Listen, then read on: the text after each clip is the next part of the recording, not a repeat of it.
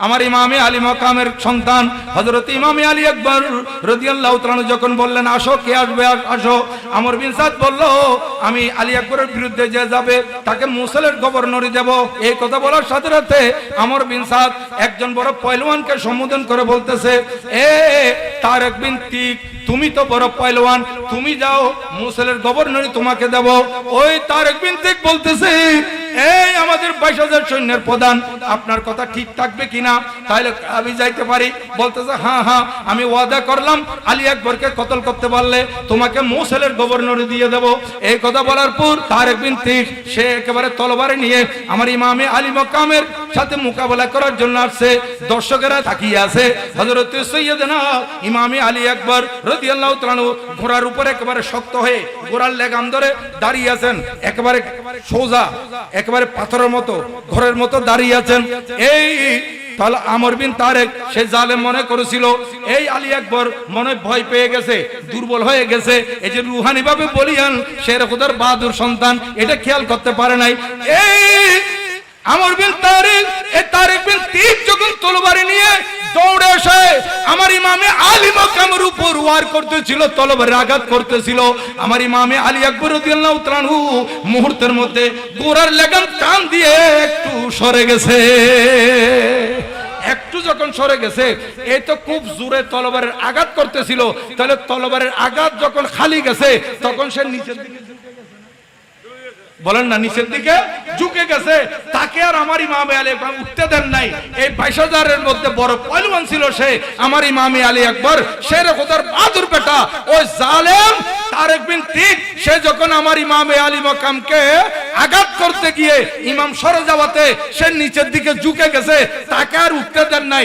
ইমাম এক তলবারের আঘাতে তাকে দুই খণ্ডিত করে দিয়েছে। সুলতান কারবালা কো हमारा सलाम हो, जानाने मुस्तफा को, जानाने मुस्तफा को हमारा सलाम हो।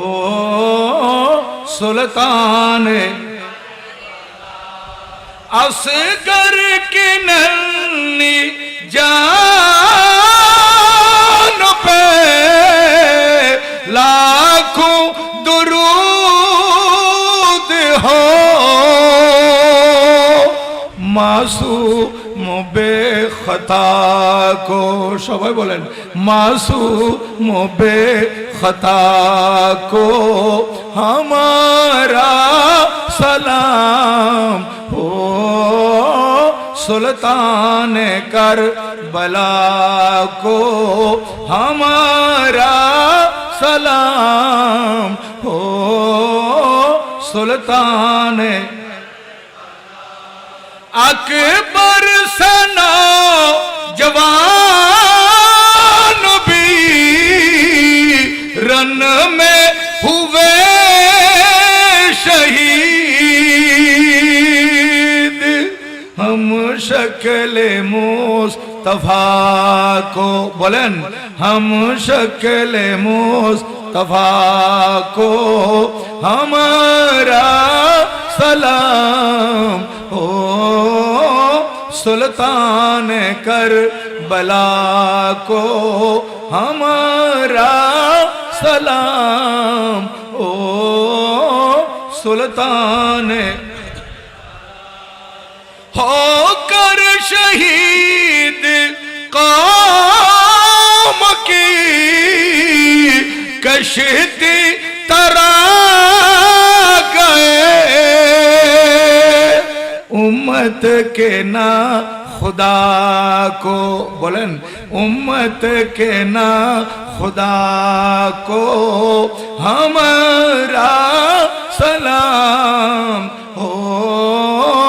सुल्तान करबला को हमारा सलाम हो, जानान मुस्तफा को हमारा सलाम हो। सुल्तान करबला को हमारा सलाम हो सुल्तान करबला को।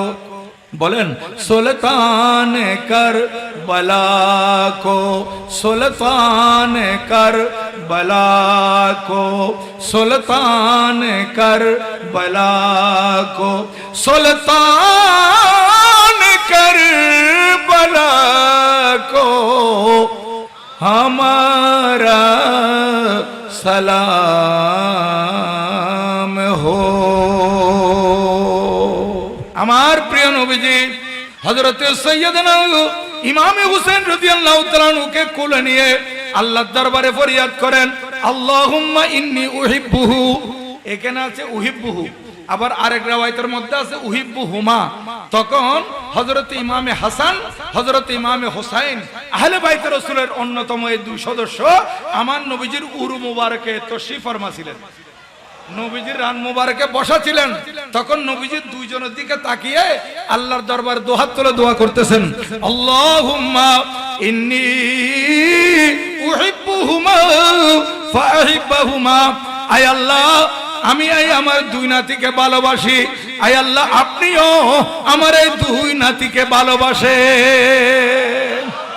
এখানে আছে দুইজনের কথা একসাথে, আবার এককভাবে আছে। যখন হযরত সৈয়দনা ইমামে হোসেন রাদিয়াল্লাহু তাআলা আনহু আমার নবীজির কোল মুবারকে বসা ছিলেন, তখন নবীজি বলেন, আল্লাহুম্মা ইন্নী উহিব্বুহু। আয় আল্লাহ, আমি আমার এই নাতি হোসেনকে ভালোবাসি, ফাআহিব্বাহু। আল্লাহ তুমি হোসেনকে ভালোবাসো। এই দুই হাদিসের মধ্যে দুটোটার মধ্যে আছে, এতটুকুর মধ্যে নবীজি শেষ করেন নাই। নবীজি সেদিন নবুয়তের সেলটারিটার মধ্যে, নবুয়তের রাটারে নবীজি দেখেছিলেন যে নবীজিকে আল্লাহ পাক সুবহানাহু ওয়া তাআলা যে নবুয়তের পাওয়ার দিয়েছেন, সেই নবুয়তের পাওয়ারে নবীজি দেখেছিলেন যে কিয়ামত পর্যন্ত ইমামে হোসেন রাদিয়াল্লাহু তাআলার মহব্বতে কারা কারা বসবে, কারা কারা আসবে এই মাদাম বিবির মাহফিল, সেদিন আমার নবীজি অবলোকন করেছিলেন। আপনারা প্রশ্ন করতে পারেন যে হুজুর এটা কি কথা? নবীজি এই 1400 বছর 1450 বছর আগে আমাদেরকে কিভাবে দেখলেন, আর আমরা 1450 বছর পরে আসি বসলাম এই মাহফিলে, আমাদেরকে কেমনে দেখলেন? আমি আপনাদের খেদমতে বলি, কোরআন সুন্নাহ তো আছেই। নবীজিকে আল্লাহ পাক যে ইলম দান করেছেন, নবীজিকে যে পাওয়ার দান করেছেন, সেটা তো আছেই। সাথে সাথে আমি এখন বিজ্ঞানের উন্নতির যুগ, আমি পাশাপাশি বিজ্ঞানকে দিয়ে আপনাদেরকে বলবো যে মনে করেন আপনারা একটা ঘর তৈরি করবেন, কিংবা একটা মসজিদ তৈরি করবেন, একটা দালান তৈরি করবেন। দালান তৈরি করার আগে ইঞ্জিনিয়ার থেকে, আর্কিটেক্ট ইঞ্জিনিয়ার থেকে একটা প্ল্যান নেওয়া হয় না? বলেন হয় কিনা? হয়। এই বিশাল এক মসজিদ হবে, এই মসজিদ তৈরি হবে আরো পরে, কিন্তু যে প্ল্যানটা ইঞ্জিনিয়ার সাহেব দিয়েছেন সেটা ব্যানারে করে বা একটা বড় টিনের মধ্যে সেই ছবিটা দিয়ে রেখে দেওয়া হয়, হয় না? আপনারা দেখেন না যে মসজিদ এরকম তৈরি হবে। এখন একজন মেহমান আপনাদের এখানে আসছিলেন, আসার পর বলতেছে মাদাম বিবির হাট হযরত শাহজালাল শাহ রহমাতুল্লাহ আলাইহির মসজিদ এটা হবে। বলে হ্যাঁ, ইঞ্জিনিয়ার প্ল্যান দিয়েছেন, আর্কিটেক্ট ইঞ্জিনিয়ার এটা এঁকে দিয়েছেন, এই রকমই মসজিদ হবে। এখন এই মসজিদ আরো অনেক পরে হয়েছে, কিন্তু প্ল্যানটা আগে না পরে? প্ল্যান আগে, এবং প্ল্যানটা লাগিয়ে দেওয়া হয়েছে, টাঙ্গিয়ে দেওয়া হয়েছে। মানুষ যাওয়ার সময় দেখতেছে ওই মেহমানকে যখন মসজিদ তৈরি হওয়ার পর বলা হচ্ছে যে আপনি তো একবার আমাদের এই মসজিদে এখানে এসেছিলেন, একটা মসজিদ হওয়ার কথা ছিল, ওই মসজিদ তো হয়ে গেছে। তখন উনি বলেন যে মসজিদ কিরকম হবে এটা আমি আগে দেখছি। মসজিদ কিরকম হবে এটা আমি আগে দেখছি। কোথায়? বলে আপনারা প্ল্যানটা যে এখানে লাগিয়ে রাখছিলেন, এটা কি আর্কিটেক্ট ইঞ্জিনিয়ার থেকে প্ল্যান নিয়ে এটা নকশাটা যে লাগিয়ে রাখছিলেন, নকশা এটা আমি আগে দেখছি। তাহলে দেখেন, তাহলে উনি মসজিদ হওয়ার আগে কি দেখছেন? নকশাটা দেখেছেন। তাইলে এই আর্কিটেক্ট ইঞ্জিনিয়ার যে নকশা দিয়েছেন, এটা মসজিদ তৈরি করার আরো অনেক আগে দেওয়া হয়েছে। অনুরূপ ভাবে আল্লাহর কুদরতি ভাবে আল্লাহ পাক সুবহানাহু ওয়া তাআলা আমার নবীজিকে এই মাদাম বিবির হাট ঐতিহাসিক শাহাদাতে কারবালা মাহফিলে কতজন মানুষ বসবে, কাদের কাদের অন্তরে আওলাদ রাসূলের মহব্বত থাকবে, এই সব কিছু আমার নবীজিকে আগে দেখিয়ে দিয়েছেন। নবীজি আগে দেখেছেন, এজন্য নবীজি এই দুআই শেষ করেন নাই, আল্লাহুম্মা ইন্নী উহিব্বুহুমা ফাহিব্বাহুমা, আল্লাহ আমি আমার এই দুনিয়াটিকে ভালোবাসি, আপনিও ভালোবাসেন। দোয়া শেষ নয়, এতটুকুর মধ্যে নবীজি শেষ করেন নাই। নবীজি জানেন নবীজির দ্বীনের জন্য, ইসলামের জন্য ইমামে আলী মাকাম শাহাদাত বরণ করবেন, এবং এই ইমামে হুসাইনের শাহাদাতের কথা স্মরণ করে করে সারা পৃথিবীতে মানুষ মাহফিল করবে, সেমিনার করবে, সিম্পোজিয়াম করবে। এই জন্য আমার নবীজি দোয়া আরো লম্বা করে দিলেন, ওয়াহিব্বা মাই ইউহিব্বুহুমা, আল্লাহ কিয়ামত পর্যন্ত আমার নাতি হুসাইনকে যারা ভালোবাসবে, আমার নাতি হুসাইনের মহব্বতে বসবে, আল্লাহ তুমি তাদেরকে ভালোবাসো। বড় করে বলেন না সুবহানাল্লাহ। তাহলে আমরা যদি সত্যিকার অর্থে আওলাদ রাসূলের মহব্বতে বসে থাকি, তাহলে নবীজির সেই দোয়ার মধ্যে আমরা অন্তর্ভুক্ত আছি। নবীজি দোয়া করে গেছেন, আল্লাহ আমি আমার এই দুনিয়াটিকে ভালোবাসি, যারা আমার এই দুনিয়াটিকে ভালোবাসবে আল্লাহ তুমি তাদেরকেও ভালোবাসো। অন্তরের মধ্যে মহব্বত রাখবেন, এই মহব্বত কিয়ামতের ময়দানে নাজাতের উসিলা হবে। যাই হোক, আমি কোরআনুল কারীমের একটি আয়াত তেলাওয়াত করেছি, সেটা হচ্ছে কোরআনুল কারীমের ২ নম্বর সূরা, ২ সূরার নাম সূরা বাকারা, আয়াত নম্বর হচ্ছে ১৫৩। এই আয়াতের মধ্যে আল্লাহ পাক ইরশাদ করেন, ইয়া আইয়ুহাল্লাযীনা আমানু, হে ঈমানদারগণ, ইস্তাঈনু বিসসবরি ওয়াস সালাত, তোমরা ধৈর্য এবং নামাজের মাধ্যমে আল্লাহর কাছে সাহায্য প্রার্থনা করো। ইন্নাল্লাহা মা'আস সাবিরিন, নিশ্চয় আল্লাহ ধৈর্যশীলদের সাথে আছেন। কাদের সাথে? ধৈর্যশীলদের সাথে। কিন্তু সাহায্য চাইতে বলছেন কয়টি দিয়ে? দুটি। কয়টি? দুটি। একটি হচ্ছে ধৈর্য, অপরটি হচ্ছে নামাজ। ধৈর্য এবং নামাজ এই দুইয়ের মাধ্যমে সাহায্য চাইতে বলেছেন, এবং সাথে আছে বলতেছেন ধৈর্যশীলদের। তো আমি আপনাদের কাছে প্রশ্ন করতে চাই, তো এখানে আমার আল্লাহ সুবহানাহু ওয়া তাআলা ঈমানদারদেরকে বলেছেন তোমরা ধৈর্য এবং নামাজ এই দুইয়ের মাধ্যমে সাহায্য চাও। কথাটা একটু ডিপলি খেয়াল করবেন, সবার বুঝে এসে যাবে।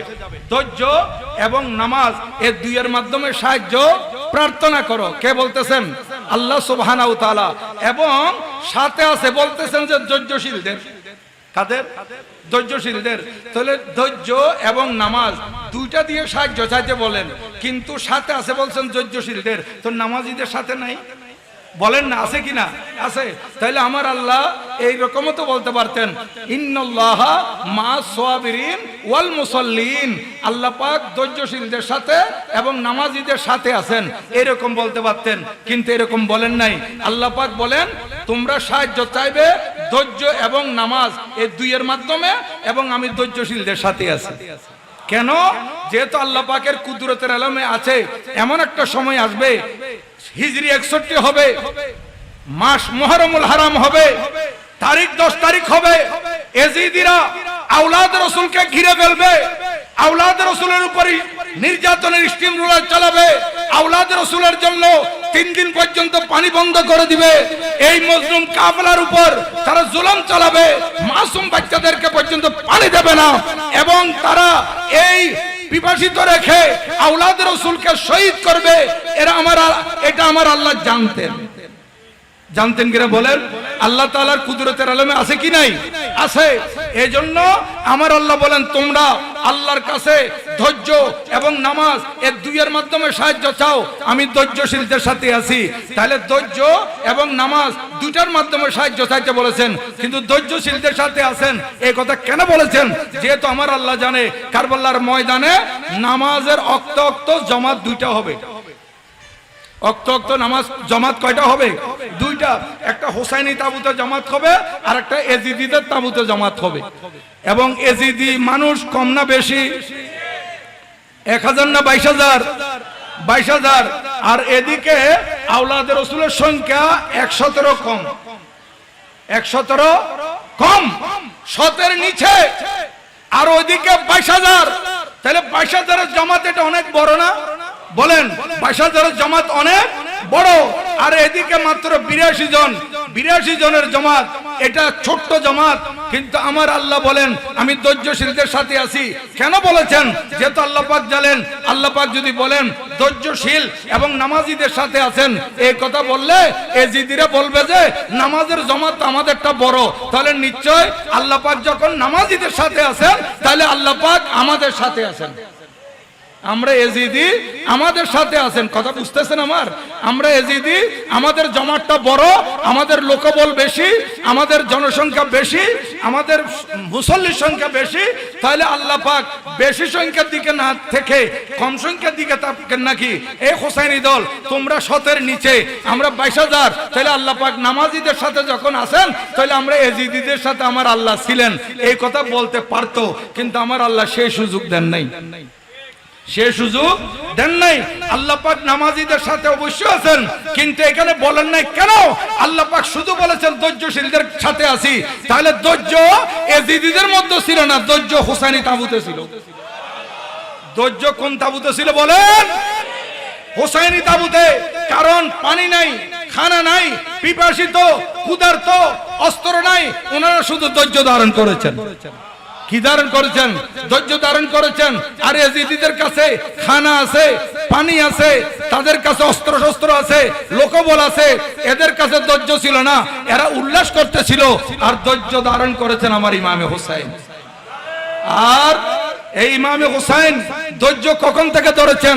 ইমামে হুসাইন ধৈর্য একেবারে ছোটবেলা থেকে। কারণ আমার আল্লাহ ধৈর্যের কথা আগে বলেছেন, ইস্তাইনু বিসবরে ওয়াস সালাত, তোমরা ধৈর্য এবং নামাজ এর মাধ্যমে সাহায্য চাও। তাহলে ধৈর্য আগে বলেছেন, নামাজেরটা পরে বলেছেন। তাহলে এখানে আমার হুসাইন কোরআনে পাকের উজ্জ্বল নমুনা।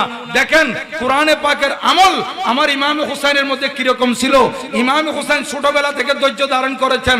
মাত্র 5.5 বছর বয়সে নানাজান দুনিয়া থেকে চলে গেছেন, হুসাইন ধৈর্য ধারণ করেছেন। 6 বছর বয়সে মা দুনিয়া থেকে চলে গেছেন, আম্মাজানের ইন্তেকাল, হুসাইন ধৈর্য ধারণ করেছেন। এরপর আব্বাজানকে শহীদ করে দেওয়া হলো, হুসাইন ধৈর্য ধারণ করেছেন। তারপরে ভাইজানকে 20 পানি শহীদ করে দেওয়া হলো, হুসাইন ধৈর্য ধারণ করেছেন। এজিদ যখন ক্ষমতায় আসলো, আমার ইমামে হুসাইনকে এজিদের হাতে হাত দিতে বলল। হুসাইন বলেন আমি এজিদের কমবক্তের হাতে হাত দিতে পারবো না। আমার ইমামে হুসাইন বাধ্য হলেন মদিনায় পাক ছেড়ে যেতে। যে মদিনায় পাকে নানাজানের রওজায়ে পাক, যে মদিনায় পাকে আম্মাজানের মাজারে পাক, যেই মদিনায় পাকে বড় ভাইজানের কবরে আনোয়ার জান্নাতুল বকিতে, আর যে মদিনা শরীফের আলো বাতাসে উনি বড় হয়েছেন, যে মদিনা শরীফ দেখার জন্য সারা পৃথিবীর মানুষ আসে। আজকে আমার হুসাইন এজিদের কারণে মদিনা শরীফ ছেড়ে মক্কা শরীফ যাচ্ছেন। হুসাইন ধৈর্য ধারণ করেছেন। যখন কুফাবাসীরা একের পর এক চিঠি দিল, যখন তারা ইমাম হুসাইন মক্কা শরীফ অবস্থানরত এটা জানতে পারলো, চিঠি দিতে দিতে 150 মতো চিঠি, আমার ইমাম হুসাইন চলে যাবেন কুফায়। কিন্তু আগে হযরতে মুসলিম বিন আকিল রাদিয়াল্লাহু তাআলা আনহুকে প্রতিনিধি পাঠিয়েছেন। উনি 2 ছোট বাচ্চা, 2 জন ছোট শিশু, একজন মোহাম্মদ, একজন ইব্রাহিম, এই 2 জনকে নিয়ে গেলেন। পরবর্তীতে কুফার পরিস্থিতি প্রতিকূল হলো, কুফার বাতাস উল্টে গেল, কুফার মানুষ বিশ্বাসঘাতকতা করলো, আর আমার ইমামে মুসলিম বিন আকিলকে শহীদ করে দিল। ইমামে হুসাইন শুনে ধৈর্য ধারণ করেছেন। এরপর শুনলেন ইমামে মোহাম্মদ, ইমাম ইব্রাহিম ছোট্ট ছোট্ট মাসুম বাচ্চাদেরকেও বাঁচিয়ে রাখে নাই, তাদেরকেও শহীদ করে দিয়েছে। আমার হুসাইন ধৈর্য ধারণ করেছেন। ইমামে হুসাইন মক্কা শরীফ ত্যাগ করে কুফার জমিনে আসতে আসতে এসব কিছু শুনতে শুনতে হুসাইন ধৈর্য ধারণ করে করে আসতেছেন।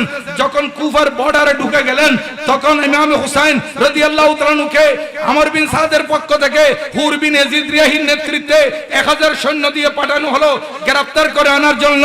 আমার ইমাম হুসাইনকে হুর বিন ইয়াজিদ রিয়াহি যখন বললেন যে আপনাকে গ্রেফতার করে নিয়ে যাওয়ার জন্য আসছি, আমার ইমাম হুসাইন শুনে ধৈর্য ধারণ করেছেন। পরবর্তীতে ইমাম হুসাইনকে সুযোগ দেওয়া হলো, হুজুর আমি আওলাদে রাসূলের মহব্বতের মানুষ, আমি চাকরি করে বিদায় আপনাকে ধরে নিয়ে আসছি, কিন্তু আমি আজকে রাত্রে সুযোগ দিচ্ছি, আপনি চলে যান। আমার ইমাম হুসাইন কুফা থেকে মদিনা শরীফ চলে যাবেন। সারা রাত হেঁটেছেন, সকালবেলা দেখতেছেন যেখান থেকে রওনা হয়েছেন ঘুরে ফিরে সেখানে আমার ইমাম হুসাইন ধৈর্য ধারণ করেছেন। ইমাম হুসাইন কেন ধৈর্য ধারণ করেন? কেন? কারণ ইমাম হুসাইন রাদিয়াল্লাহু তাআলা আনহুকে ওই কারবালার ময়দানে শাহাদাত বারবার হাত ছানিয়ে ডাকতেছে আমার ইমাম হুসাইন কারবালার ময়দানে যেতে হবে। আজ ইমাম হুসাইনকে দ্বিতীয় দিন সুযোগ দেওয়া হলো, আবারও সেই জায়গায় চলে আসলেন। হুসাইন ধৈর্য ধারণ করলেন। তৃতীয় দিন সেই জায়গায় নাই, হাঁটতে হাঁটতে হাঁটতে হাঁটতে একটা ময়দানে চলে গেলেন, পাশে নদী প্রবাহিত। হুসাইন জিজ্ঞাসা করলেন এই ময়দানের নাম কি? বলা হলো এই ময়দানের নাম কারবালা। কারবালার কথা শুনে আমার ইমাম হুসাইন ধৈর্য ধারণ করলেন। 8 তারিখ থেকে পানি বন্ধ, হুসাইন ধৈর্য ধারণ করেছেন। 9 তারিখ পানি বন্ধ, ইমাম হুসাইন ধৈর্য ধারণ করেছেন। 10 তারিখ পানি বন্ধ অবস্থায় তীর নিক্ষেপ করা হচ্ছে, জুলুম করা হচ্ছে এজিদিদের পক্ষ থেকে। হুসাইনি তাবু থেকে একজন একজন গিয়ে শাহাদাত বরণ করতেছেন। আমার ইমাম হুসাইন নিজের চোখে দেখে দেখে সবর করতেছেন, ধৈর্য ধারণ করতেছেন। নিজের সঙ্গী সাথী যখন চলে যায়, তারপর নিজের আত্মীয় স্বজনের মধ্যে একজন একজন শাহাদাত বরণ করতেছেন। হুসাইন ধৈর্য ধারণ করেছেন। ইমাম আলী আকবর শহীদ হয়েছেন, ইমাম হুসাইন ধৈর্য ধারণ করেছেন। ইমাম কাসেম শহীদ হয়েছেন, ইমাম হুসাইন ধৈর্য ধারণ করেছেন। 2 আদরের ভাগ্নে হযরতে আউন আর মুহাম্মদ দুইজন শাহাদাত বরণ করেছেন, হুসাইন ধৈর্য ধারণ করেছেন। মাসুম বাচ্চা 6 মাসের আলী আসগর রাদিয়াল্লাহু তাআলা আনহুকে পানি দেওয়া হয় নাই, পানির পরিবর্তে এই 6 মাসের বাচ্চার গলায় তীর মেরে দেওয়া হয়েছে, হুসাইন ধৈর্য ধারণ করেছেন। এরপর হযরতে সাইয়েদনা আব্বাস রাদিয়াল্লাহু তাআলা আনহুকে শহীদ করে দেওয়া হয়। হযরতে আব্বাসের শাহাদাত আমার ইমাম হুসাইন ধৈর্য ধারণ করলেন। এরপর স্বয়ং নিজে গেলেন, নিজের শরীরে এজিদিরা তীরের পর তীর, নেজার পর নেজা, বল্লমের আঘাত, তলবারের আঘাতে ইমামের শরীরকে জর্জরিত করে দিল। ইমাম মাটিতে লুটিয়ে পড়লেন, তারপরও ধৈর্য ধারণ করলেন। ইমাম বললেন চতুর্দিকে জুমার নামাজ চলতেছে, আমি মুসাফির, আমার উপর জুমা ফরজ নয়, আমি একটু জোহরের নামাজ আদায় করব এবং আমি মুসাফির হিসেবে 2 রাকাত কসর জোহরের নামাজ আদায় করব, আমাকে সুযোগ দাও। ইমাম এই নামাজের কথা বলে নামাজের সুযোগ দিয়ে নামাজে দাঁড়িয়ে গেলেন। তখন ইমাম ধৈর্যের উপর আছে, শরীর রক্ত শূন্য। তারপরে আমার ইমাম হুসাইন এই ধৈর্য ধারণ করতে করতে এখন নামাজে দাঁড়িয়ে গেলেন। আল্লাহ পাক বলছেন ধৈর্য এবং বলেন ধৈর্য এবং নামাজ। ইমাম হুসাইন ধৈর্য ধারণ করে আস্তে আস্তে আস্তে আস্তে এখন নামাজে দাঁড়িয়ে গেলেন। আমার ইমাম হুসাইন নামাজের মধ্যে যখন প্রথম রাকাতের সিজদায় গেলেন, শিমর চিন্তা করলো হুসাইন রক্ত শূন্য হয়ে গেছে। শয়তান তাকে ধোঁকা দিল, ওয়াসওয়াসা দিল যে হুসাইন যদি নামাজের সালাম ফিরাইতে পারে তোমাদের বিরুদ্ধে আবার তলবারি ধরবে। এই নামাজের প্রথম রাকাতের প্রথম সিজদার মধ্যে আমার ইমাম হুসাইনের ওই ঘাড়ের উপর, যেই ঘাড়ে এই চেয়ারম্যান সাহেব কিছুক্ষণ আগে বলেছেন নবীজি চুমু খেয়েছেন, আদর করেছেন, মায়া করেছেন, সেই গর্দানের উপর যখন তলবারি চালিয়ে দিল আমার ইমাম হুসাইন নামাজের অবস্থায় ছিলেন। তাহলে কি বোঝা গেল? আমার আল্লাহ বলেন হে ইমানদারেরা, তোমরা ধৈর্য এবং নামাজ এই দুইয়ের মাধ্যমে সাহায্য চাও। আমার ইমাম হুসাইন ধৈর্য দিয়ে শুরু করেছেন, নামাজ দিয়ে শেষ করেছেন। আল্লাহু আকবার, ইয়া রাসূলুল্লাহ সাল্লাল্লাহু আলাইহি ওয়াসাল্লাম জিন্দাবাদ। ধৈর্য দিয়ে শুরু করেছেন, নামাজ দিয়ে শেষ করেছেন। আর আমার আল্লাহ বলেন ইন্নাল্লাহা মা'আস সাবিরিন, আল্লাহ পাক সুবহানাহু ওয়া তাআলা ধৈর্যশীলদের সাথেই আছেন। তাহলে বোঝা গেল কারবালার ময়দানে আমার আল্লাহ ইমাম হোসেনের পক্ষে ছিলেন। আজকে কিয়ামত পর্যন্ত যারা ইমাম হুসাইনকে স্মরণ করবে, ইমামে আলী মাকামের স্মরণে মাহফিল করবে, মোহাব্বত দিয়ে বসবে, এই আল্লাহ পাক সুবহানাহু ওয়া তাআলা তাদেরকেও ভালোবাসবেন। যাই হোক, হযরতে আউন এবং মুহাম্মদ রাদিয়াল্লাহু তাআলা আনহুমার শাহাদাতের আলোচনা আমি গত বছর এতটুকু করেছিলাম। ইমামে কাসেম রাদিয়াল্লাহু তাআলার শাহাদাতের পর ইমামে আউন এবং ইমামে মুহাম্মদ রাদিয়াল্লাহু আনহুমা ওনারা দুইজন শাহাদাত বরণ করলেন। এরপর আমার ইমামে আলী মাকামের সামনে কে আসলেন সেটা দেখে আমার ইমামে আলী মাকামের ধৈর্যের বাঁধ ভেঙে যাওয়ার কথা, ধৈর্যের বাঁধ ছুটে যাওয়ার কথা। তারপরে ইমামে হুসাইন ধৈর্য ধারণ করেছেন, কারণ নানা জান বারবার দেখা দিয়ে দিয়ে প্রতিমধ্যে দোয়া করেছিলেন আল্লাহুম্মা আতিল হুসাইনা সাবরান ওয়া আজরা, আয় আল্লাহ আমার নাতিকে তুমি ধৈর্য ধারণ করার সুযোগ দিবে, ধৈর্য ধারণ করার তৌফিক দিবে এবং আমার নাতিকে তুমি উত্তম প্রতিদান দিবে। এই যে নানাজান ধৈর্যের জন্য দোয়া করেছেন, তখন আমার ইমামে আলী মাকাম দেখতেছেন যুদ্ধের ময়দান রণক্ষেত্র চলতেছে, সঙ্গী সাথীদের মধ্যে একজন একজন একজন একজন করে 51 জনের মতো শাহাদাত বরণ করেছেন। এরপর ইমামের আত্মীয় স্বজনের মধ্যে প্রায় 8-10 জন শাহাদাত বরণ করেছেন। এখন যিনি আসলেন উনি আমার ইমামে আলী মাকামের বড় শাহজাদা হযরত সৈয়দনা ইমামে আলী আকবর রাদিয়াল্লাহু তাআলা আনহু। 21 বছরের আলী আকবর হযরত সৈয়দনা ইমাম আলী আকবর রাদিয়াল্লাহু তাআলা আনহু, উনি ছিলেন হাম শাকলে মুস্তাফা। উনি আমার নবীজির প্রতিচ্ছবি ছিলেন, হুবহু আমার নবীজির সুরত। উনাকে দেখলে আমার নবীজির কথা মনে পড়ে যেত। আর ওইদিকে আমি বলেছিলাম আগো, ইমামে হাসান ইমামে হুসাইন এই দুইজন সম্পর্কে মওলায়ে কায়নাত শের খুদা রাদিয়াল্লাহু তাআলা বলেন, আন আলিয়্যিন রাদিয়াল্লাহু তাআলা قال আল হাসানু আশবাহু বিরাসূলিল্লাহি সাল্লাল্লাহু আলাইহি ওয়াসাল্লাম মা বাইনা সদরে ইলা রাস ওয়াল হুসাইনু আশবাহু বিরাসূলিল্লাহি সাল্লাল্লাহু আলাইহি ওয়াসাল্লাম আসফালা মা বাইনা যালিক। আমার ইমাম মাওলা আলী শের খুদা বলেন, আমার ইমামে হাসান একেবারে বক্ষ থেকে মাথা মুবারক পর্যন্ত হুবহু আমার নবীজির মতো ছিল, আমার নবীজির প্রতিচ্ছবি। আর আমার ছোট্ট ছেলে ইমামে হুসাইন বক্ষ থেকে পাও পর্যন্ত আমার নবীজির অবিকল ছবি। তাহলে এই দুইজন যখন ডান দিকে হাসান হাঁটে, বাম দিকে হুসাইন হাঁটে রাদিয়াল্লাহু আনহুমা, তখন মানুষ বলতো যে ইনি ইমামে হাসান যাচ্ছেন, ইনি ইমামে হুসাইন যাচ্ছেন। আর নবীজির ইন্তেকালের পর আমাদের নবীজিকে দেখার জন্য যখন মানুষ দেখতো, মানুষ চাইতো, স্বাদ গ্রহণ করতে ইচ্ছা পোষণ করত, তখন মা ফাতেমা জাহরা রাদিয়াল্লাহু তাআলা দুয়ারে যেত, আই আম্মা জান, ভিতর থেকে আপনার দুই শাহজাদাকে সুন্দর কাপড় পরিয়ে আমাদের কোলে তুলে দেন। এই দুইজনকে, একজনের বয়স 5.5 বছর, আরেকজনের বয়স 6.5 বছর, 6 বছর প্লাস। এই দুইজনকে যখন হাতে তুলে দিত, তখন ওনারা এনে নবীজির দুই নাতিকে মিম্বরে রসুলের উপর বসায় দিতেন। এবং সাহাবায়ে কেরাম বলতেন, আল্লাহর কসম করে বলতেছি, নবীজি যে দুনিয়া থেকে পর্দা করেছেন আমরা এটা ভুলে যেতাম। ইমামে হাসান ইমামে হুসাইন এই দুইজন যখন রসুল পাকের মিম্বরে তশরিফ রাখতেন, এই ছোট্ট ছোট্ট শিশুরা, নবীজির আওলাদেরা মিম্বরে রসুলে বসলে আমাদের কাছে মনে হতো যে নবীজি বসে আছে। এরকম হুবহু আমার নবীজি সুরত ছিলেন, নবীজির প্রতিচ্ছবি। এজন্য এই হাদিসে পাকের বর্ণনা আমার আলা হযরত কত সুন্দর বলেছেন, এক সিনা তক মুশাবা, এক সিনা তক মুশাবা, এক वहां से पांव तक, एक सीना तक मुशाबा, एक वहां से पांव तक, हुस्न सिबतैन उनके जामू में है नीमा नूर का मरहबाया।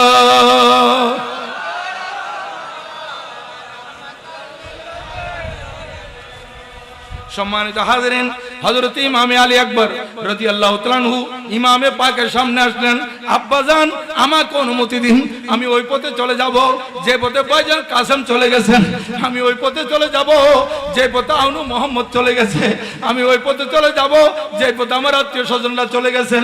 আব্বা আমাকে অনুমতি দিন, আমি ওই পথে চলে যাব যে পথে আপনার সঙ্গী সাথী 51 জন চলে গেছেন।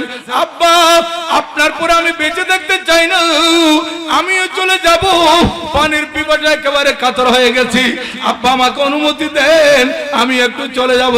আমি তীরের পর তীর, নেজার পর নেজা, তলবারের আঘাতে জর্জরিত হয়ে যখন শাহাদাত বরণ করব, আমি নানা জানের হাতে হাউজে কৌসরের পানি পান করতে পারবো। আব্বা জান আমাকে একটু নানা জানের কাছে তাড়াতাড়ি চলে যাওয়ার জন্য একটু সুযোগ করে দেন। আমার ইমামে আলী মাকাম দুই চোখের পানি ছেড়ে দিলেন, নিজের ছেলেকে বক্ষের সাথে জড়িয়ে ধরলেন, বললেন, বাবা তুমিও যদি চলে যাও তাহলে তোমাদের এখানে তোমার আম্মা আব্বারা, তোমার আম্মারা আছে, তোমার ফুফিরা আছে, তোমার বোনেরা আছে, এই দরিন্দা এই জানোয়ারেরা তাদের উপর কি ধরনের আচরণ করবে। আমি দোয়া করি তুমি বেঁচে থাকো, তুমি যাইও না। তখন আমার ইমামে আলী আকবর রাদিয়াল্লাহু তাআলা বলেন, আব্বা আমার ভাই জয়নুল আবেদিন আছে, উনি অসুস্থ, উনি থাকবে, আব্বা আমাকে একটু অনুমতি দিয়ে দেন, আমি আপনার আগে নানা জানের কাছে চলে যেতে চাই। উনি যখন বারবার আব্বা জানের কাছে অনুমতি চাচ্ছেন যুদ্ধের ময়দানে যাওয়ার জন্য, আমার ইমামে পাক বাধ্য হয়ে গেলেন। শেষ পর্যন্ত ইমামে হুসাইন রাদিয়াল্লাহু তাআলা বলতে লাগলেন, বেটা তুমি যখন চলে যেতে চাচ্ছ আমি তোমাকে অনুমতি দিচ্ছি, কিন্তু তুমি আমার একটা কথা মনে রাখবে, তুমি আমার একটা কথা স্মরণ রাখবে, তুমি যখন আমার আগে চলে যাবে নানা জানের সাথে দেখা হবে, নানা জানকে আমি হুসাইনের একটা সালাম দিয়ে দিও। আমি তোমার পরে পরে আসতেছি, আমার সালাম নানা জানকে পৌঁছে দিও। আব্বা জান মাওলা আলী শের খুদাকে আমার সালাম দিও। তোমার সাথে আমার মা জানের দেখা হবে, তোমার দাদির সাথে যখন দেখা হয় আমি হুসাইনের একটু সালাম দিও। বাবা তুমি যখন চলে যেতে চাচ্ছ আমি তোমাকে অনুমতি দিয়ে দিচ্ছি, তুমি যাও। হযরত সৈয়দনা মাওলা আলী শেরে খুদার বাহাদুর নাতি হযরত ইমাম আলী আকবর আব্বাজানের থেকে অনুমতি পেয়ে গেলেন। আব্বাজান মাথার উপর পাখি উঠাইয়ে দিলেন, ঘোড়ার উপর চড়াইয়ে দিলেন, হাতে তলবারি তুলে দিলেন, ফি আমানিল্লাহ বিদায় দিয়ে দিলেন। হযরত ইমাম আলী আকবর রাদিয়াল্লাহু তাআলা আনহু যুদ্ধের ময়দানে যাওয়ার সময় উনি বলতেছিলেন আনা আলী ইবনুল হুসাইন ইবনে আলী নাহনু আহলুল বাইত আওলা বিন নবী। ও ইয়াজিদিরা দেখো দেখো দেখো আমি কে ময়দানের মধ্যে আসতেছি, আমার নাম হচ্ছে আলী। উনি আলী আকবর, আমার নাম হচ্ছে আলী। আমাদের সঞ্চালকের নামও রাখা হয়েছে আলী আকবর। দেখেন এই ধরনের এই সাহাবায়ে কেরামের নাম, তাবিন তবে তাবিনের নাম, আম্বিয়ে কেরামের নাম, এগুলো সন্তানের নাম রাখবেন। একটা আলিদা ফয়েজ পাওয়া যায়। হযরত সৈয়দনা ইমাম আলী আকবর বললেন আমার নাম আলী, আমার বাবা হুসাইন, ওই হুসাইন যিনি আলীর সন্তান। ইমাম হুসাইন রাদিয়াল্লাহু তাআলা আনহু কার সন্তান?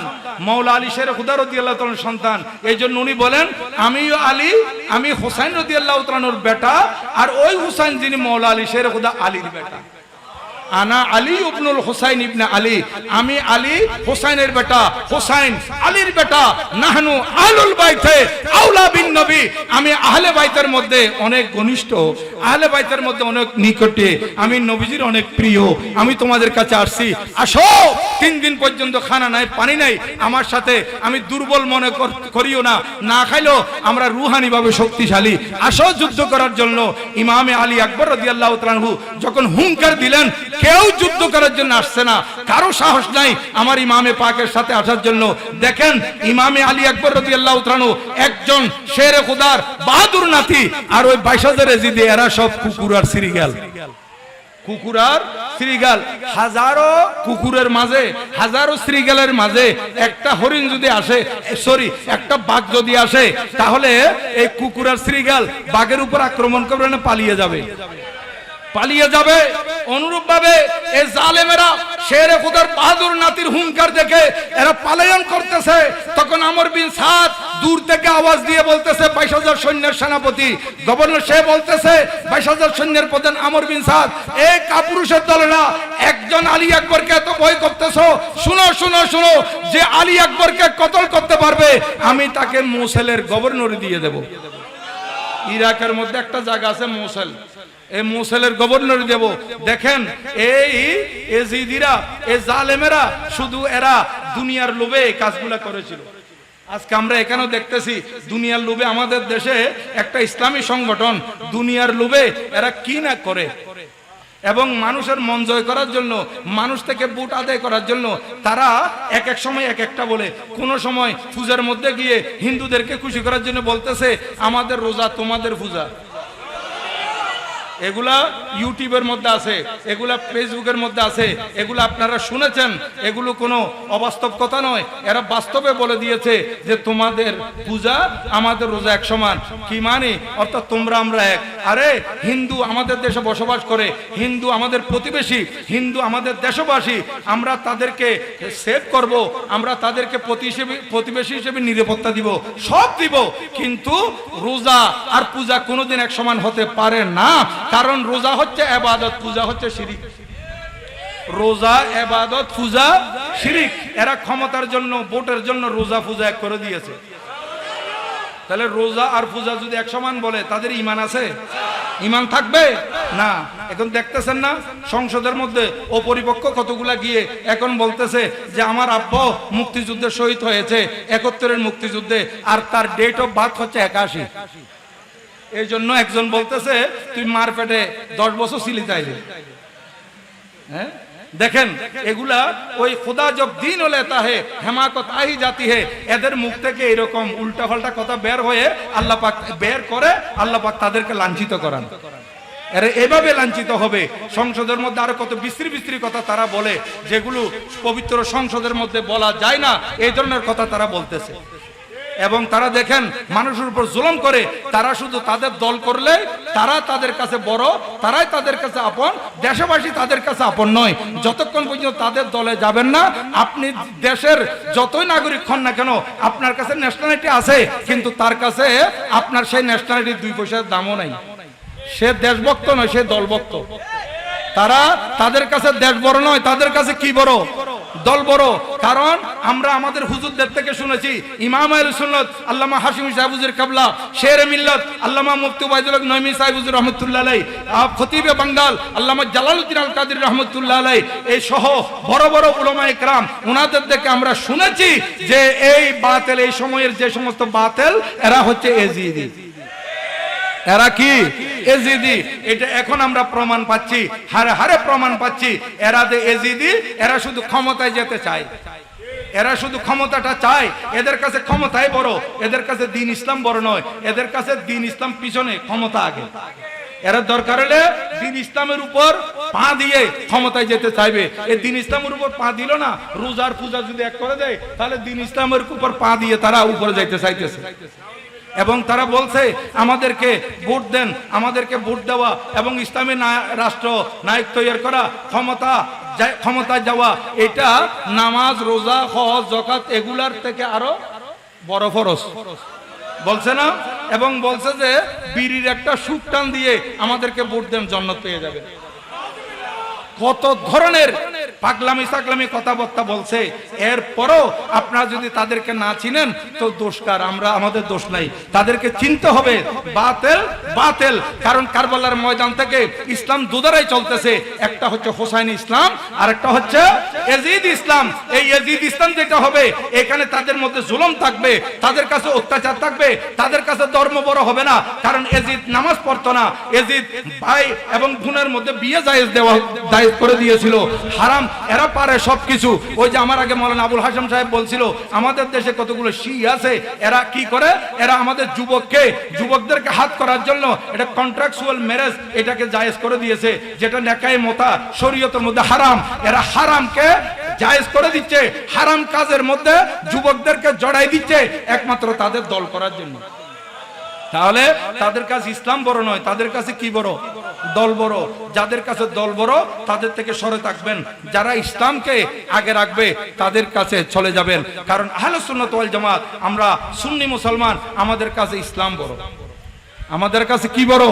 ইসলাম বড়। আমাদের কাছে সুন্নিয়ত বড়, আমাদের কাছে আকীদা বড়। এটাকে আগে রাখবেন, যেটা কারবালার ময়দানে আমার ইমামে হোসাইন রাদিয়াল্লাহু তাআলা আনহু শিক্ষা দিয়ে গেছেন। আমার ইমামে আলী মাকামের সন্তান হযরত ইমামে আলী আকবর রাদিয়াল্লাহু তাআলা আনহু যখন বললেন আসো, কে আসবে আসো, আমর বিন সাদ বলল আমি আলী আকবরের বিরুদ্ধে যে যাবে তাকে মুসলের গভর্নরি দেব। এই কথা বলার সাথে সাথে আমর বিন সাদ একজন বড় পয়লওয়ানকে সম্বোধন করে বলতেছে, এ তারেক বিন তিক, তুমি তো বড় পয়লওয়ান, তুমি যাও, মুসলের গভর্নরি তোমাকে দেব। ওই তারেক বিন তিক বলতেছে, এই আমাদের 22,000 সৈন্যের প্রধান, আপনার কথা ঠিক থাকবে কিনা, তাহলে আমি যাইতে পারি? বলতেছে হ্যাঁ হ্যাঁ, আমি ওয়াদা করলাম আলী আকবরকে কতল করতে পারলে তোমাকে মুসলের গভর্নরি দিয়ে দেব। এই কথা বলার পর আমর বিন তারেক বিন তিক সে একেবারে তলবারে নিয়ে আমার ইমামে আলী মাকামের সাথে মোকাবেলা করার জন্য আসছে। দর্শকেরা দেখে তাকিয়ে আছে। হযরত সৈয়দনা ইমামে আলী আকবর রাদিয়াল্লাহু তাআলা আনহু ঘোড়ার উপরে একেবারে শক্ত হয়ে ঘোড়ার লেগাম ধরে দাঁড়িয়ে আছেন, একেবারে সোজা, একেবারে পাথরের মতো, ঘরের মতো দাঁড়িয়ে আছেন। এই তাহলে আমর বিন তারেক সে জালেম মনে করেছিল এই আলী আকবর মনে ভয় পেয়ে গেছে, দুর্বল হয়ে গেছে। এই যে রুহানি ভাবে বলিয়ান শের খুদার বাহাদুর সন্তান, এটা খেয়াল করতে পারে নাই। এই আমর বিন তারেক, এই তারেক বিন তিক যখন তলবারি নিয়ে দৌড়ে এসে আমার ইমামে আলী মাকামের উপর ওয়ার করতেছিল, তলবারের আঘাত করতেছিল, আমার ইমামে আলী আকবর রাদিয়াল্লাহু তাআলা আনহু মুহূর্তের মধ্যে ঘোড়ার লাগাম টান দিয়ে একটু সরে গেছে। একটু যখন সরে গেছে, এই তো খুব জোরে তলবারের আঘাত করতেছিল, তাহলে তলবারের আঘাত যখন খালি গেছে তখন সে নিচের দিকে, বলেন না, নিচের দিকে ঝুঁকে গেছে। তাকে তাকে আর আমার ইমামে আলী আকবর উঠতে দেন নাই। এই 22,000-এর মধ্যে বড় পহলওয়ান ছিল সে, আমার ইমামে আলী আকবর, শের খোদার বাহাদুর বেটা। ওই জালেম তারেক বিন তিক সে যখন আমার ইমামে আলী মাকামকে আঘাত করতে গিয়ে ইমাম সরে যাওয়াতে সে নিচের দিকে ঝুঁকে গেছে, তাকে আর উঠতে দেন নাই। ইমাম এক তলবারের আঘাতে তাকে দ্বিখণ্ডিত করে দিয়েছে। এই জালেম দ্বিখণ্ডিত হয়ে গেছে। এখন সেই ময়দানে তার দুইটা ছেলে ছিল, একটা আমর বিন তারেক আর একটা তলহা বিন তারেক। আমর বিন তারেক সে বলতেছে আমাকে অনুমতি দিন, 22,000 সৈন্যের প্রধান, আমি বাবার বদলা নিতে যাব। সেও আসলো, দর্শকেরা তাকিয়ে আছে। আমার ইমামে আলী আকবর রাদিয়াল্লাহু তাআলার সাথে তার সাথে মোকাবেলা হলো। মুহূর্তের মধ্যে আমার ইমামে আলী আকবর তাকেও কতল করে দিলেন। তারপর তলহা বিন তারেক সেও বাবা এবং ভাইয়ের প্রতিশোধ নিতে আসলো। সংক্ষেপ কথা, আমার ইমামে আলী আকবরের সাথে ইমামে আলী আকবর রাদিয়াল্লাহু তাআলার সাথে কিছুক্ষণ মোকাবেলা হলো। এরপর আমার ইমামে আলী মাকাম ইমামে আলী আকবর রাদিয়াল্লাহু তাআলা তাকেও কতল করে দিলেন। কয়জন? 3 জন বড় বড় বাহাদুরকে শেষ করার পর আবার ঘোড়া দৌড়িয়ে আব্বা হুজুরের কাছে চলে গেছেন। আব্বা, আমি তাদের 3 জন বড় বড় পহলওয়ানকে কতল করে দিয়েছি, কিন্তু পিপাসায় একেবারে কাতর হয়ে গেছি। আব্বা, একটু যদি পানি পেতাম তাদের একজনকে জিন্দা ছাড়তাম না। আমার ইমামে আলী মাকাম বলেন, বেটা তুমি আসছো, একটু ধৈর্য ধারণ করো, তোমাকে ধৈর্য ধারণ করতে হবে। আমি তোমার বাবা, আমি ছোটবেলায় যখন পিপাসিত হতাম আমি কেঁদে উঠতাম, তখন আমার নানাজানের জিহ্বাখানা আমি হোসাইনের মুখে ঢেলে দিতেন। আমার নানাজানের জিহ্বা মুবারক চষলে আমি ঠান্ডা হয়ে যেতাম, শান্ত হয়ে যেতাম। বেটা, কিন্তু নানাজানের সুন্নতটা আমি এখন পালন করব। কিন্তু নানাজান তো আমাকে জিহ্বা মুবারক দিতেন, নানাজানের জিহ্বার মধ্যে আমি পানি পেতাম, কিন্তু আজকে 3 দিন পর্যন্ত খানা নাই, পানি নাই, আমার জিহ্বা তো শুকনা।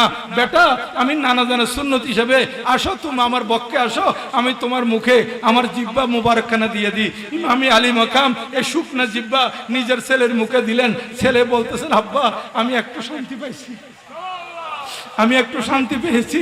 আব্বা, আপনার শুকনা জিহ্বাটা চুষে একটু শান্তি পেয়েছি, আমাকে অনুমতি দিন, আমি আবার চলে যাব। আমার ইমামে আলী মাকাম অনুমতি দিলেন। হযরত ইমামে আলী আকবর রাদিয়াল্লাহু তাআলা আবার গেলেন। কিতাবের মধ্যে আছে একজন একজন করে 80 জনের মতো কতল করেছেন। একজন শের খোদার বাহাদুর বেটা 80 জনকে কতল করার পর আর কেউ সামনে আসতেছে না। আমর বিন সাদ এই কাপুরুষের দলকে বলল যে তোরা ঘিরে ফেল, চতুর্দিক থেকে তীর মার। ইমামে আলী মাকামের নূরানি শরীরে, ইমামে আলী আকবর রাদিয়াল্লাহু তাআলার শরীরে তীরের পর তীর, তীরের পর তীর, আস্তে আস্তে আস্তে আস্তে ইমামে আলী আকবর রাদিয়াল্লাহু তাআলা রক্ত শূন্য হয়ে গেলেন। রক্ত শূন্য হয়ে যখন মাটিতে পড়ে গেলেন, আমার ইমামে আলী আকবর রাদিয়াল্লাহু তাআলার এই ধর্ম মুবারক থেকে জালেমেরা মাথা মুবারকটা পৃথক করে নিল। ইমাম শাহাদাত বরণ করলেন। ইন্না লিল্লাহি ওয়া ইন্না ইলাইহি রাজিউন। আমার ইমামে আলী আকবর পড়ে যাওয়ার সময় আওয়াজ করেছিলেন, আরবের লোকেরা বলে আদরিকনি ইয়া আবাতা, আব্বা আমাকে ধরেন, আমি তো পড়ে যাচ্ছি। এই কথা বলতে বলতে উনি পড়ে গেলেন, ওনার মাথা মুবারকটা নিয়ে গেল। আর আমার ইমামে আলী মাকাম এসে ইমামে আলী আকবর রাদিয়াল্লাহু তাআলার এই মস্তকবিহীন দড়টা আস্তে আস্তে আস্তে আস্তে আস্তে টেলে টেলে তাঁবুর কাছে নিয়ে গেলেন। নিয়ে গিয়ে নিজের বিবিকে বলতেছেন, বিবি তোমার আলী আকবর নানাজানের কাছে চলে গেছে। এই জাইনাব, তোমার বাতিজা নানাজানের কাছে চলে গেছে। ইমামে আলী আকবর রাদিয়াল্লাহু তাআলার শাহাদাত, এটা এই মুকদ্দারাতে আজমতে তাহারাত যারা পবিত্র বিবিকে ছিলেন, তারা এই ধৈর্যের ভিতর দিয়ে কান্নাকাটি করতেছিলেন যে ইমামে আলী আকবর উনি কে? উনি তো হামশেকলে মুস্তাফা, উনি তো হুবহু আমার নবীর প্রতিচ্ছবি। তারা নবীজির প্রতিচ্ছবিকে শহীদ করে দিয়েছে জালেমেরা। শেষ পর্যন্ত হঠাৎ করে তাঁবুর ভিতর থেকে কান্নার আওয়াজ। আমার ইমামে আলীকে বললেন, ইমাম আলী মাকাম বললেন, এখানে কান্না করলে চলবে না, তোমাদেরকে আমি বারবার বলতেছি ধৈর্য ধারণ করো, ধৈর্য ধারণ করো, ধৈর্যের বাঁধ ভেঙে দেবে না, ধৈর্যের জন্য পুরস্কার রয়েছে, তোমরা একটু ধৈর্য ধারণ করো। আমার ইমামে আলী মাকাম রাদিয়াল্লাহু তাআলা এই কথা বলাতে হযরতে সৈয়দা জাইনাব ইমামের আপন বোন বলতেছেন, ভাইজান আমরা নিজের জন্য কাঁদতেছি না, আপনার 6 মাসের দুধের মাসুম বাচ্চা ইমামে আলী আসগর উনি যে পানির জন্য একেবারে কাতর হয়ে গেছে, আম্মা জানের ওর মার দুধও পাচ্ছে না, কারণ মা 3 দিন পর্যন্ত খানা খেতে পারে নাই, পানি পান করতে পারে নাই, মার স্তনে দুধ নাই। এই বাচ্চা দুধ ছাড়া পানি ছাড়া কিভাবে থাকতে পারে? 6 মাসের বাচ্চা একেবারে কাঁদতে কাঁদতে, তার চোখে পানি নাই, এখন পানির পরিবর্তে এখন রক্ত আসতেছে।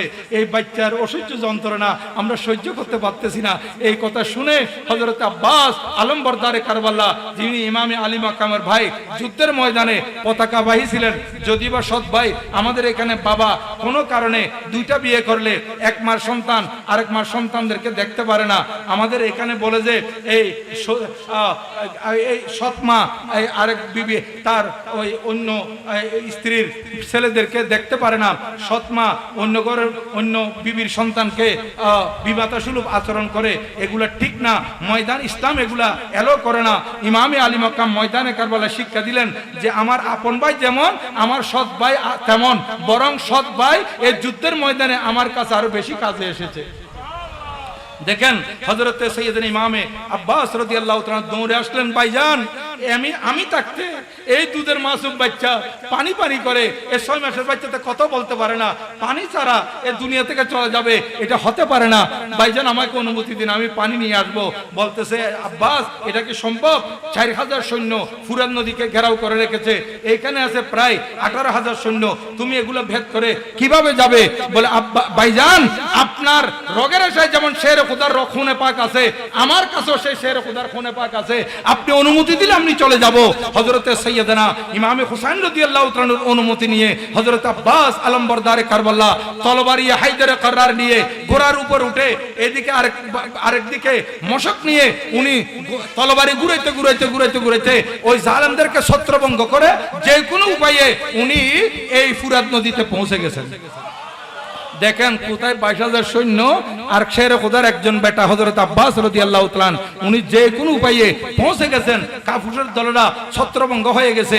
এখন শের খোদার বাহাদুর বেটা হযরত আব্বাস রাদিয়াল্লাহু তাআলা ফুরাত নদীতে পৌঁছার সাথে সাথে উনি এক চিল্লু এক ফোঁস পানি নিয়ে পান করতে চাইলেন, আবার ছেড়ে দিলেন। কারণ বলতেছেন আই আব্বাস তুমি কেমন চাচা, তোমার বাতিজার মুখে পানি না দিয়ে তুমি নিজেকে পানি দিবে? নিজে নিজে বলে সুযোগ পাওয়ার পরও পানি পান করেন নাই, এই মশকপত্তি করে আবার উপরে উঠে গেলেন। আমর বিন সাদ বলতেছে এরা আর একজন দুইজন মাত্র বাকি আছে, তাঁবুতে যদি পানি যায় তাহলে তোদের একজনকে জিন্দা ছাড়বে না, চতুর্দিক থেকে তীর নিক্ষেপ কর, চতুর্দিক থেকে ঘেরাও কর। আমার আব্বাস রাদিয়াল্লাহু তাআলা তলবারি ঘুরাচ্ছেন আর এক হাতের মধ্যে মশক আছে, এদিকে ওই জালেমদের তীর আমার ইমামে আব্বাস রাদিয়াল্লাহু তাআলার শরীরে এসে রাখতেছে, বিষ মাখা তীর, রক্ত চুকতেছে আর রক্ত রঞ্জিত হয়ে যাচ্ছে। আর এইদিকে পিছন থেকে এক জালেম আয়েশা হযরত সৈয়দনা ইমামে আব্বাস আলমবরদার রাদিয়াল্লাহু তাআলার বাম হাতের উপর এমন ভাবে আঘাত করেছে, আমার ইমাম আব্বাস রাদিয়াল্লাহু তাআলার বাম হাতটা কেটে গেল।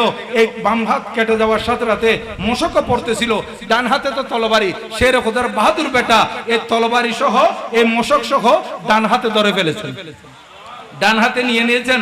এখন এক হাতে একদিকে মশক আরেকদিকে তলবারি, এটা তো সম্ভব না, তারপরও চেষ্টা করতেছে। আরেক জালেম আয়েশা আমার ইমামে আলী আব্বাস রাদিয়াল্লাহু তাআলার ডান হাতের উপর ওয়ার করলে, আঘাত করলে ডান হাতও কেটে পড়ে গেছে। কিন্তু শেরে খোদার বাহাদুর বেটা দেখেন হযরত আব্বাস রাদিয়াল্লাহু তাআলা এক হাত তো আগে কেটে গেছে, দ্বিতীয় হাত যখন দ্বিতীয়বার কেটে পড়ে যাচ্ছে, তলবারি সহ পড়ে যাচ্ছে, কিন্তু মশক পড়তে দেয় নাই, মশক দাঁত দিয়ে তুলে ধরছে, মশক মুখে নিয়ে ফেলছে। আমি আমার বাতিজাকে যে কোনো প্রকারে পানি পান করাবো। ওই জালেমেরা বলতেছে এখন দুই হাত নাই, তোরা তীর নিক্ষেপ কর। এই জালেম আরেকজন এমন ভাবে তীর নিক্ষেপ করেছে, ওই তীর মশকের গায়ে লেগছে, মশক ছিদ্র হয়ে পানি সব মাটিতে পড়ে গেছে। আমার আব্বাস রাদিয়াল্লাহু তাআলা দুই চোখের পানি ছেড়ে দিয়ে ওই মাসুম বাচ্চাকে সম্বোধন করে বলতেছে, আই আলী আসগর বাতিজা, তোমাকে পানি পান করার জন্য আমি এসেছিলাম, আমি পানি নিয়েছি তোমার জন্য, কিন্তু এই জালেমেরা তুমি পর্যন্ত পানি পৌঁছাতে দিল না। চাচাকে একটু মাফ করে দিও, চাচাকে একটু ক্ষমা করে দিও। তারপরে তুমি দেখো তোমার চাচার কি অবস্থা, দুইটা হাত কেটে দিয়েছে। আর এদিকে আমার ইমামে আব্বাস রাদিয়াল্লাহু তাআলার উপর তারপরে তারা তীর নিক্ষেপ করতেছে, বৃষ্টির মতো তীর এসে পড়তেছে। আর আমার ইমামে আব্বাস রাদিয়াল্লাহু তাআলা ইমামে হুসাইনকে ডেকে বলতেছেন, আদরিকনি ইয়া আখা, ভাইজান আমাকে একটু ধরেন, আমি তো পানি পান করাইতে পারলাম না আলী আসগরকে, আমি তো মাটিতে পড়ে যাচ্ছি ভাইজান। এই কথা বলার সাথে সাথে আমার ইমামে হুসাইন দূর থেকে বলতেছেন, এনকাসারা জাহরি আলআন, এখন আমার কোমর ভেঙে গেছে, এখন আমার কোমর ভেঙে গেছে। অর্থাৎ আব্বাস তুমি আমার একটা শক্তি ছিলে। আমরা বলি না যে আমার একজন মারা গেলে উনি আমার ডান হাত চলে গেছে, অর্থাৎ আমার শক্তি চলে গেছে। হযরত আব্বাস রাদিয়াল্লাহু তাআলার শাহাদাত আমার ইমাম হুসাইন রাদিয়াল্লাহু তাআলা বলেছিলেন, এখন আমার কোমর ভেঙে গেছে, ভাই তুমিও আমাকে আমাকে ছেড়ে চলে গেলা। হযরত সাইয়্যিদানা ইমাম হোসেন রাদিয়াল্লাহু তাআলা আনহু হযরত আব্বাস রাদিয়াল্লাহু তাআলা শাহাদাতের মধ্যে চোখের পানি ছেড়ে দিয়েছেন, তারপরও ধৈর্যের বাঁধ ভাঙেন নাই। হযরত সাইয়্যিদানা আব্বাস রাদিয়াল্লাহু তাআলা শাহাদাত বরণ করলেন। ইন্না লিল্লাহি ওয়া ইন্না ইলাইহি রাজিউন।